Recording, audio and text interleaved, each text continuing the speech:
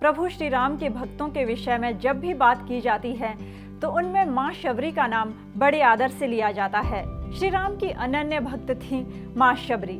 कथा है कि माँ शबरी ने श्री राम को अपने जूठे बेर खिलाए थे। तो आखिर कौन थी वो शबरी जिनके जूठे बेर प्रभु श्री राम ने खुशी खुशी खा लिए थे?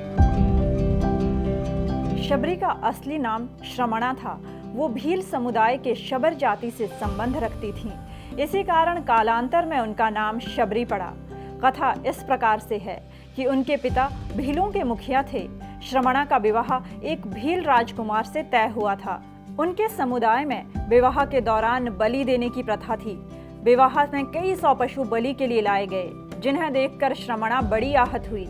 इतने बेजुबान पशुओं की बलि देने के पक्ष में वो नहीं थी। न जाने कितने निर्दोष और बेजुबान जानवरों की हत्या हो जाएगी, ये जानकर शबरी अपने विवाह से एक दिन पूर्व घर से भाग गई और दंडकारण्य वन में पहुंची। दंडकारण्य वन में मातंग ऋषि तपस्या किया करते थे। माँ शबरी ऋषि की सेवा करना चाहती थी, लेकिन भील जाति की होने के कारण उन्हें यह अंदेशा था कि उन्हें आश्रम में जाने की अनुमति नहीं मिलेगी। लेकिन माँ शबरी के मन में कोई लालच नहीं था। वो केवल और केवल श्रद्धा भाव से ऋषि की सेवा करना चाहती थी।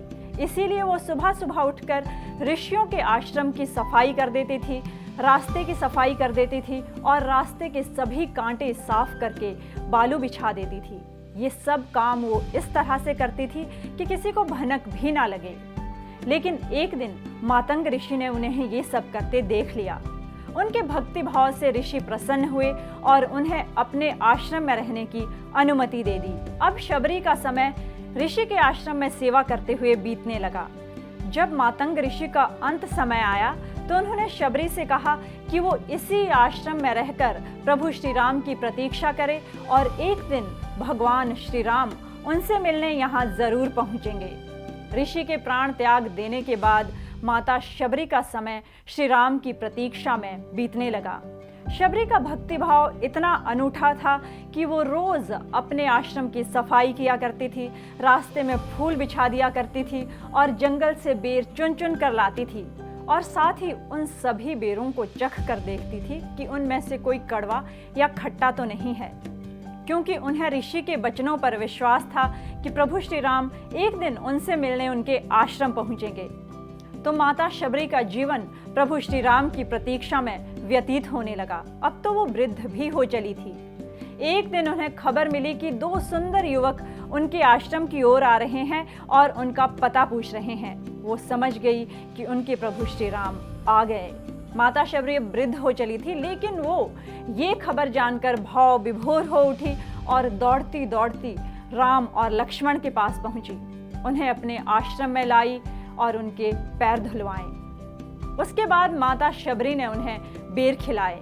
ये बेर वो पहले खुद चख कर देख रही थी कि कोई बेर खट्टे तो नहीं है, और अगर बेर खट्टे होते थे तो वो उन्हें फेंक देती थी और मीठे बेर श्री राम और लक्ष्मण को खिला रही थी। तो प्रभु श्री राम ने तो माता शबरी का भक्ति भाव देखकर उनके जूठे बेर बड़े चाव से खा लिए, लेकिन लक्ष्मण ऐसा करने में संकोच कर रहे थे। उन्होंने शबरी का मन रखने के लिए वो बेर ले तो लिए, लेकिन खाए नहीं बल्कि फेंक डाले। तो कथा तो ये भी कहती है कि आगे चलकर जब राम रावण युद्ध हुआ, इस दौरान जब लक्ष्मण जी मेघनाथ के शक्ति बाण से घायल हो गए थे, तो इन्हीं बेरों की बनी हुई संजीवनी बूटी से उनके प्राण बचे थे। तो ऐसी अनूठी थी माँ शबरी की भक्ति और ऐसी अनूठी है माँ शबरी की पुण्य कथा।